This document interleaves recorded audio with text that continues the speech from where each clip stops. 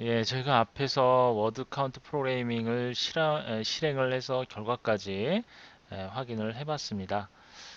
어, 꽤 복잡한 그런 과정을 거쳐서 여러 가지 설정 작업들도 하고 실행까지 해봤는데요.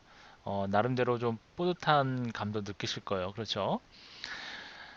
여기서 이제 여러분들이 좀 더 추가적으로 알아두셔야 될 것들, 그리고 맵 프로그래밍을 하면서 기초적인 어떤 부분들, 이런 부분들에 대해서 좀 더 추가적인 설명을 더 드리도록 할 거고요. 그리고 몇 가지 예를 좀 들어가면서 프로그래밍을 이어서 하도록 하겠습니다.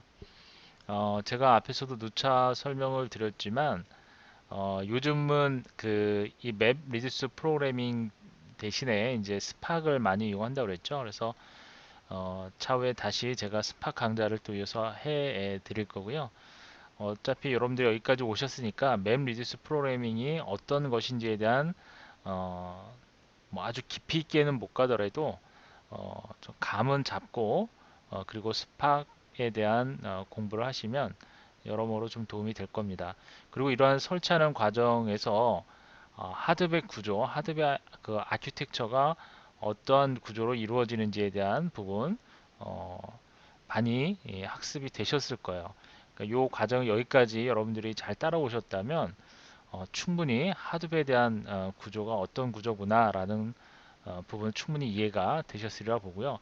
사실 여기까지 오는 과정도 그렇게 쉽지만은 않았을 겁니다. 여러분들 많이 이제 또 오류도 나고 여러 많은 과정을 거치셔야 됐을 거예요.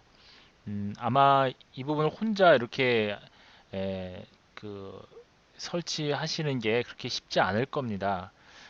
그래서 그나마 제가 설치를 해보면서 어, 그 설치 여러 가지 이제 그 설치 과정상에서 겪었던 그러한 그 여러 그 장애 요인들이 많이 있었습니다. 그런데 그러한 장애 요인들 전부 제거하고 설치하는 과정을 제가 그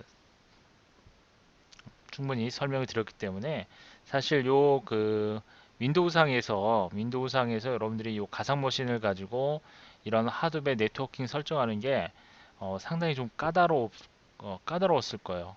어, 저도 이제 몇 번의 시행착오를 거쳐서 이렇게 이제 설치를 했는데요. 혼자서 하기는 좀 어려웠을 겁니다. 그래서 여러분들 요 설치했던 요 과정들을 잘 다시 한번 연습을 하셔서 하드웨어에 대한 구조를 다시 한번 어, 그 파악해 보시기를 바라고요.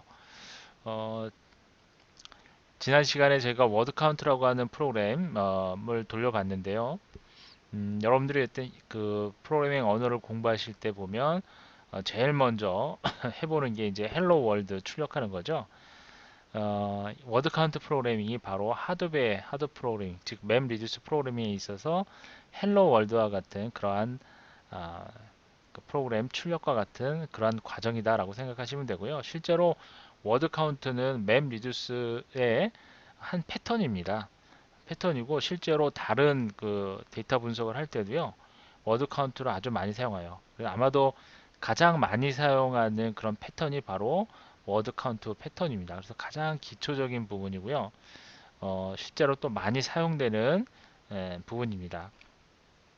워드 카운트 프로그램이 단순한 것 같지만 요 그 맵 리듀스라고 하는 이 프로그램을 거쳐서 이렇게 단순해 보이지만 만약에 이런 다른 프로그램을 가지고 다른 프로그래밍 기법을 가지고 이러한 워드 카운트를 한다라고 한다면 꽤 복잡한 그런 알고리즘을 거쳐서 프로그램을 제작을 해야 되고요. 그리고 지금 저희가 처리하는 거는 병렬 처리잖아요. 분산으로 해서 처리를 하기 때문에 어, 빨리 처리할 수 있는 것이지 실제로 데이터의 인풋 데이터의 양이 많다면 어, 한 그 서버에서 하나의 서버에서 처리하다가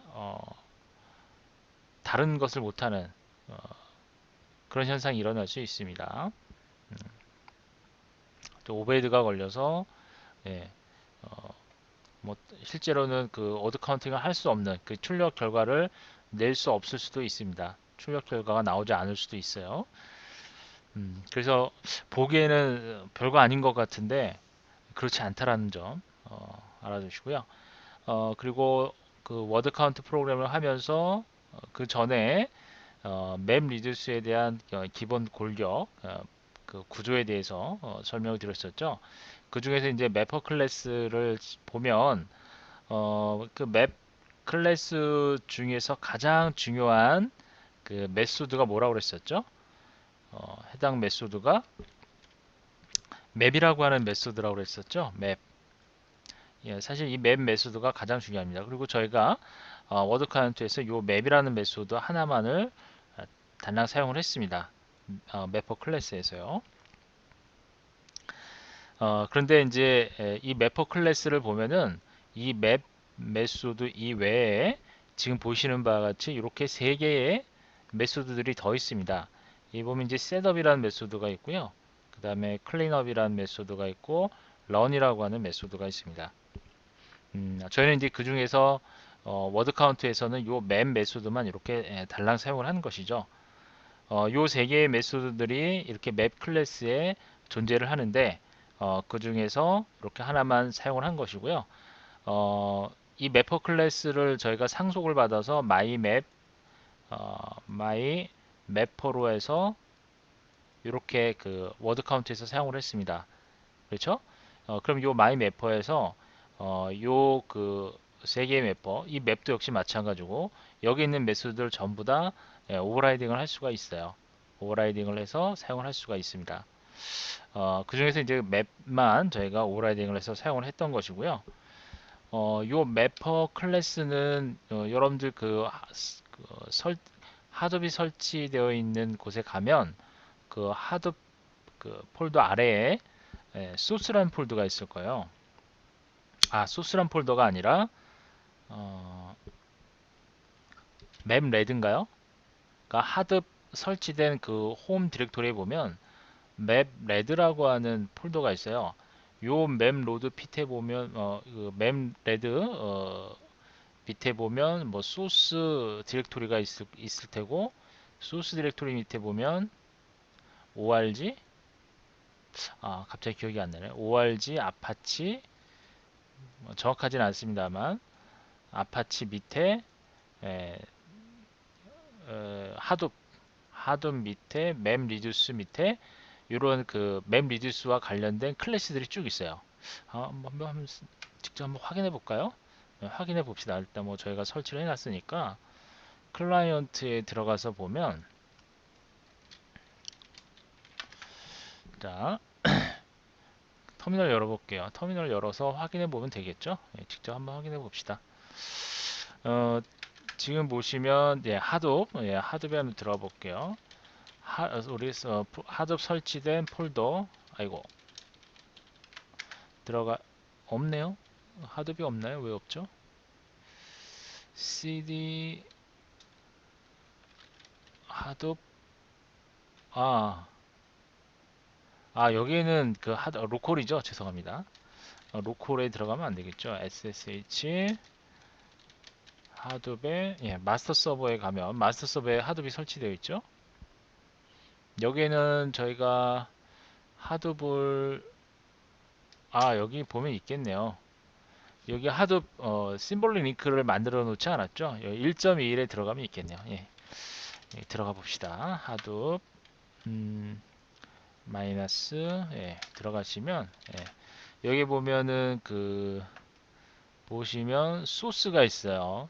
소스 들어가서 정확하게 제가 경로를 몰라서 소스 밑에 맵레드가 있네요. 맵레드가 아니라 소스 밑에 맵레드가 있습니다. 그래서 맵레드가 있죠. 이렇게 여기 맵레드가 있네요. 맵레드 들어가 보면 어떤 구조로 되어 있냐면 다시 한번 볼게요. 여기 뭐 달랑 org라고 하는 디렉토리가 있네요. org 그리고 org 디렉토리에서 들어가 보면 아파치가 있죠. cd 아파치. 자, 여러분들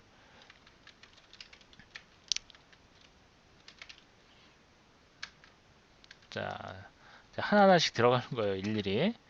야, 그리고 여기 하드비 있죠? 어, 리눅스를 처음 사용하신 분들을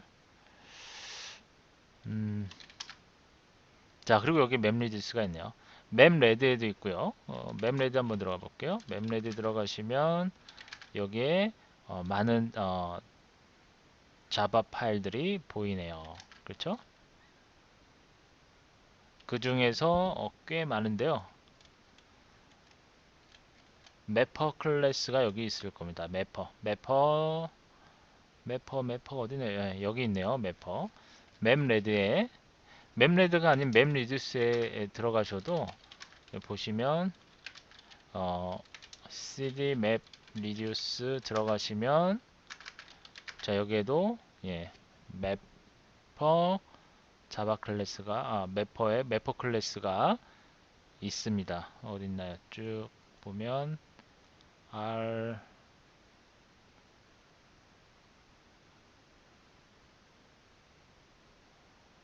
없네요. 왜 없을까요? 아, 여기 있네요. 그쵸? 자, 그래서 이 파일을 보시면 이 안에 이제 파일들이 있어요. 참고로 제가 좀 무식하게 좀 들어왔죠. 예, 무식하게 찾아 들어왔는데 이 쉽게 찾는 명령어 하나 알려드릴게요. find 명령어 아주 많이 사용하는 명령어인데요. 이 find 명령어를 이용하시면 여러분들이 찾고자 하는 파일들을 쉽게 찾을 수 있습니다. find 마이너스 옵션 타입 주시고요. F 해주신 다음에 마이너스 네임 그리고 여러분들이 찾고자 하는 파일 매퍼 자바 이런 식으로 하시면 어, 해당 파일에 있는 곳을 쉽게 찾을 수 있습니다. 간단하죠? 현재 디렉토리에서 하둡 1.1 디렉토리 밑에 이런 식으로 이렇게 맵 레드에도 있고 그 다음에 맵 리듀스 밑에도 매퍼 자바라는 파일이 있습니다. 이렇게 찾으시면 돼요. 아니면 파일명을 모르겠다. 파일명을 모르면 예를 들어서 맵 리듀스라고 하는 디폴트 족을 찾아야 되겠다. 디렉토리를 찾아야 되겠다. 그러면 D를 넣어주고 이게 맞나요? 맵 리듀스? 저도 이게 윈도우만 주로 사용하다가 오랜만에 이걸 들어와서 못 찾네요. 타입 D 네임을 넣어주고 찾아야 되겠네요. D를 하고 네임을 넣어줘야죠. 네임 빼먹었네요. 맵 리듀스 들어가시면 이런 식으로 맵 리듀스 폴더를 찾을 수 있어요. 이런 식으로 아하 그러면 어느 경로에 해당 파일이 있겠구나 바로 감을 잡을 수 있죠. 실제로 파인드 명령 많이 사용하죠. 그러면은 일단은 빔 해주시고요. 데이터를 한번 잠깐 볼까요? 매퍼 자바 클래스 내용을 실제로 메소드들이 있는지 한번 확인해 볼게요.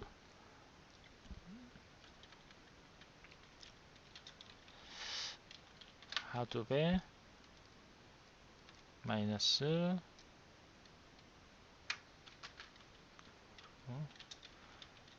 여기 보시면 소스 밑에 맵레드 밑에 org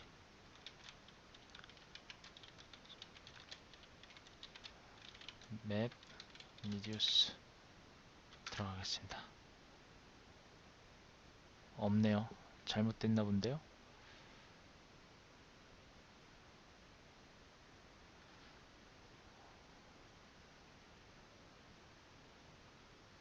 같이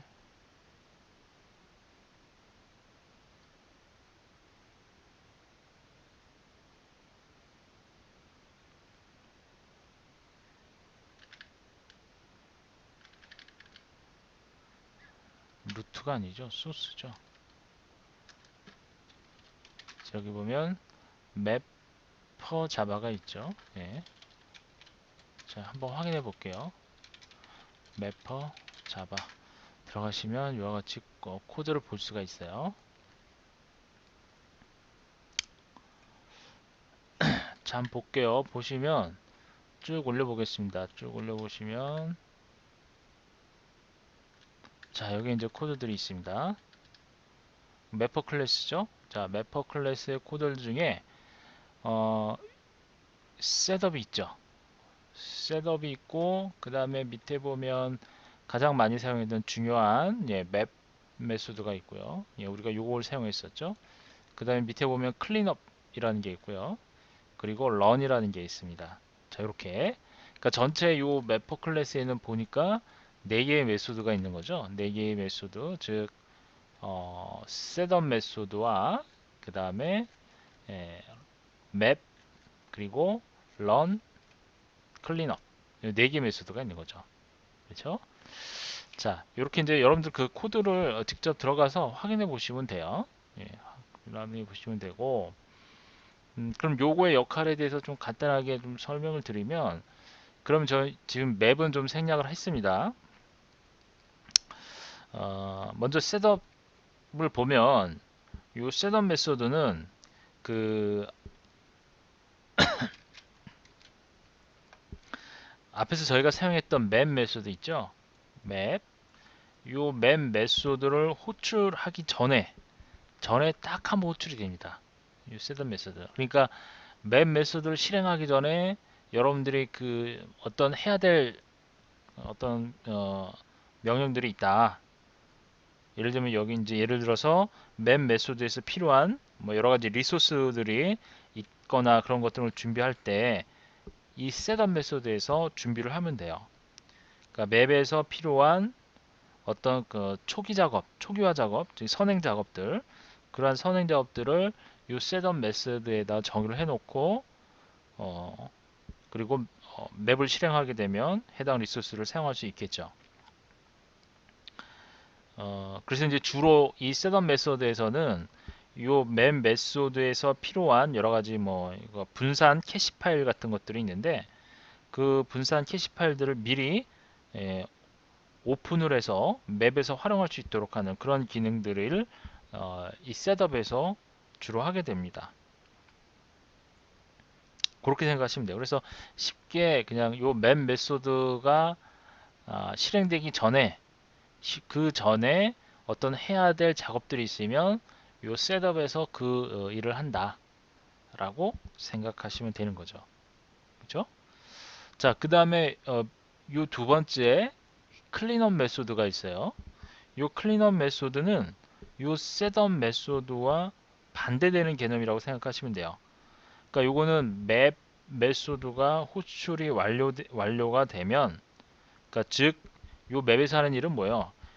입력 레코드 처리하는 거죠. 입력 레코드를 모두 다 처리를 하고 그리고 나서 호출되는 메소드가 클린업 메소드입니다. 이것도 역시 마지막으로 딱 한 번만 호출이 됩니다.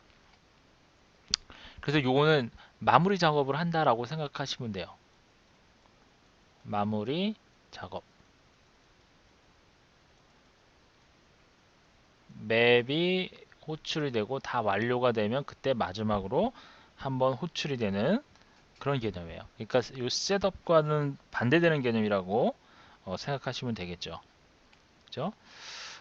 예를 들어서 그 셋업 메소드에서 여러 가지 이제 그 리소스를 할당한다라고 그랬었죠. 필요한 리소스들. 그래서 셋업 메소드에서 할당했던 그러한 리소스들이 있으면 그 리소스들을 이제 반납을 해줘야 될 거 아니에요. 다 사용하고 나면. 그러니까 컴퓨터는 그 리소스를 사용하고 나면 그 리소스를 다른 프로세스가 사용할 수 있도록 어, 다시 반납을 해야 되죠. 혼자 독점하고 있으면 안 되겠죠. 그래서 그 리소스를 반납을 해야 되는데 셋업에서 그, 그 제공한 그 할당한 리소스 그 리소스를 요 맵에서 다 사용하고 나면 그러면 어떻게 해요? 그 해당 리소스를 다른 프로세스들이 사용할 수 있도록 반납을 해줘야 됩니다. 그러기 위해서는 요 클린업 메소드가 그 반납하는 마무리 작업을 하는 그런 역할을 한다라고 생각하시면 되겠죠. 그래서 주로 이제 셋업에서 하는 역할은 그런 분산 캐시 같은 경우에 어, 오픈을 주로 하기 때문에 분산 캐시를 오픈을 하죠. 사용할 수 있도록 이 맵에서 따라서 그걸 다시 오픈했으면 닫아주는 역할을 하는 거죠. 이놈이. 그쵸? 셋업과 마찬가지로 얘는 뭐 어떤 일을 하는 건 아니고 어, 그뭐 오픈을 한다거나 얘가 오픈을 하게 되면 얘는 뭐 닫는 역할을 한다거나 그래서 구체적인 어떤 작업을 하는 건 아니에요. 사용할 수 있도록 맵에서 자원을 활용할 수 있도록 하는 그런 역할을 한다라고 생각하시면 돼요. 그 다음에 이 런 메소드인데요. 이 런 메소드는 어, 이 매퍼 클래스를 구동하는 그러니까 전체적으로 실행되는 역할을 하는 거예요. 매퍼 클래스의 전체 그 내용을 어, 실행시키는 그런 역할을 한다라고 보시면 돼요. 어, 근데 이 함수 같은 경우는 이 메소드 같은 경우에는 거의 뭐 오버라이딩을 잘 안 합니다. 오버라이딩 할 일이 거의 없다라고 생각하시면 돼요.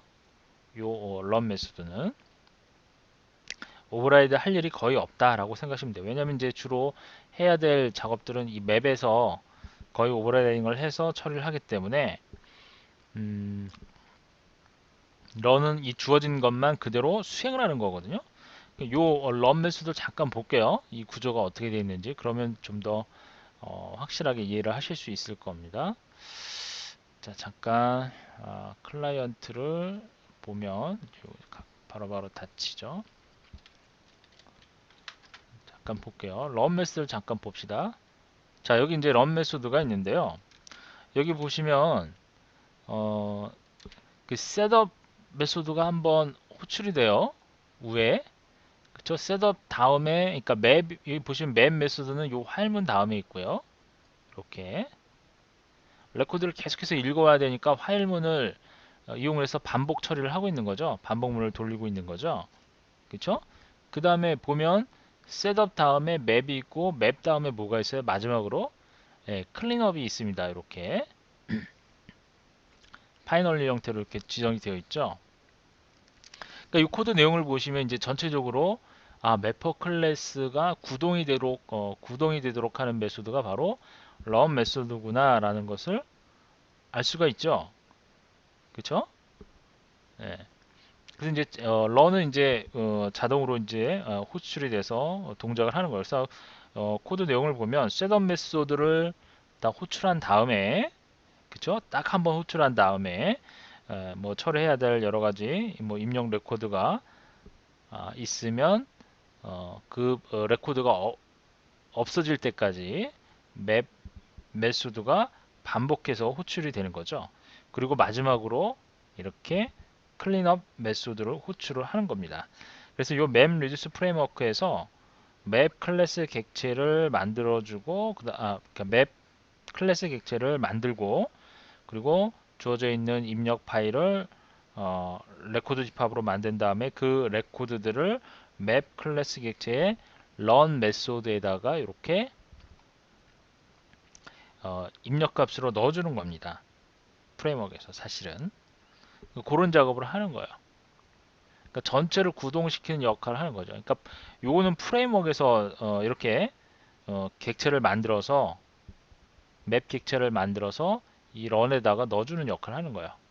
프레임워크에서 호출하는 거죠. 결국은 이놈은 그러니까 전체를 구동시키는 역할을 하는 거예요. 그래서 런 메소드는 앞서 설명대로 맵퍼 클래스의 전체를 구동하는 그런 역할을 하는 메소드다. 그래서 요거는 뭐 오버라이드 할 일이 없어요. 왜냐면 개인적으로 여러분들이 이 맵이라고 하는 요 메소드로 오버라이드를 하면 했지 나머지로 오버라이드 할 필요는 없다는 의미가 되겠죠.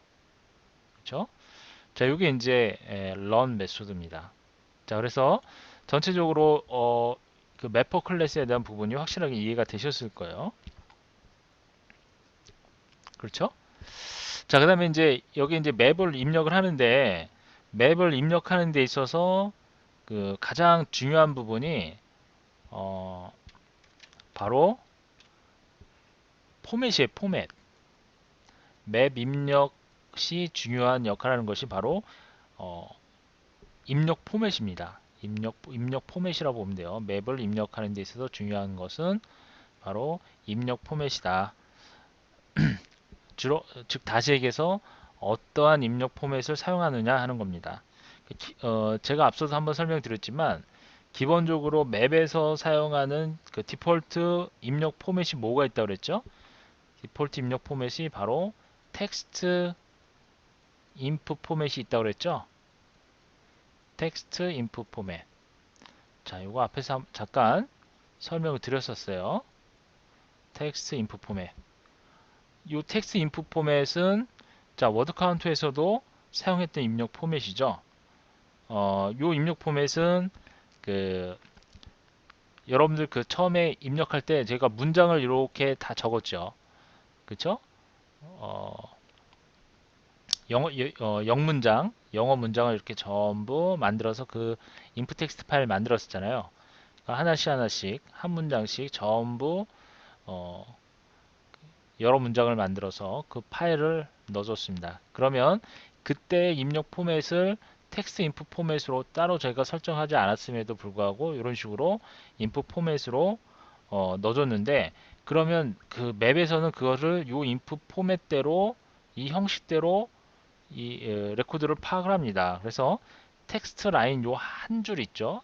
한 라인을 하나의 레코드로 그 인식하는 그런 특성이 있습니다. 요 텍스트 인풋 포맷은 요 한 라인을 하나의 뭐로요? 하나의 레코드로 파악을 합니다. 한 라인을 레코드로 파악을 하고 그 다음에 요 해당 라인에 있는 요 위치 예를 들면 뭐 이게 1번 뭐 이라고 생각한다면 1번 줄, 뭐 2번 라인, 3번 라인 이런 식으로 그 사실은 이제 요 해당 라인이 있는 그 파일 옵셋이라고 그러거든요. 이거를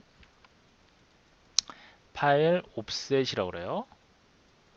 옵셋은 이제 그 해당 파일의 어, 그 위치를 의미합니다. 옵셋. 그러니까 파일 상에서 이 파일의 첫 번째 위치값, 첫 번째 그 문장의 위치가 되겠죠. 요 문장의 위치를 파일 옵셋이라고 그래요.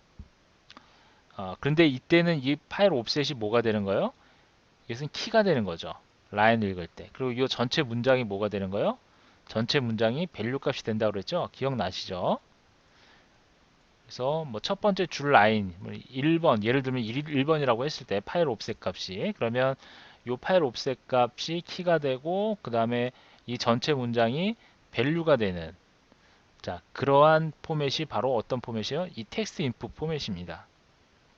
그러니까 이게 이제 워드 카운트에서 사용되는 기본 포맷이죠. 이런 포맷이 이제 이해되시죠? 그래서 키의 타입은 이때 이 파일 옵셋을 나타낸 키의 타입이 뭐였어요?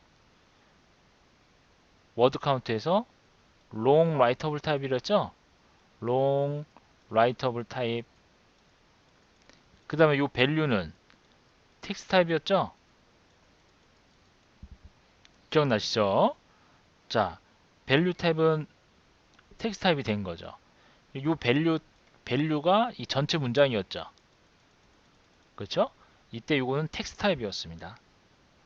자, 이 밖에도 이제 그 텍스트 인풋 포맷 말고도 여러 가지 포맷이 있습니다. 뭐 키 밸류 텍스트 인풋 포맷도 있고 뭐 시퀀스 파일 인풋 포맷 등도 있고 요 인풋 포맷에 대해서는 나중에 뒤에서 다시 한번 설명을 드릴 거고요. 텍스트 인풋 포맷이 아닌 뭐 다른 입력 포맷을 사용하고 싶을 경우에는 그때는 잡 클래스 아시죠? 예, 저희가 앞에서 만들었던 워드 카운트에서 만들었던 요 잡 클래스에 보면은 set input 포맷이라고 하는 메소드가 있어요. set input 포맷.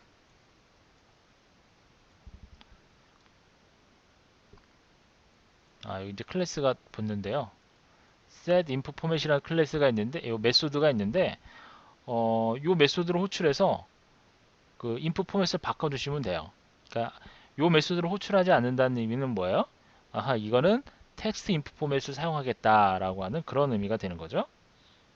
자, 그래서 이것은 이제 입력 포맷을 바꿀 때 사용하는 메소드입니다.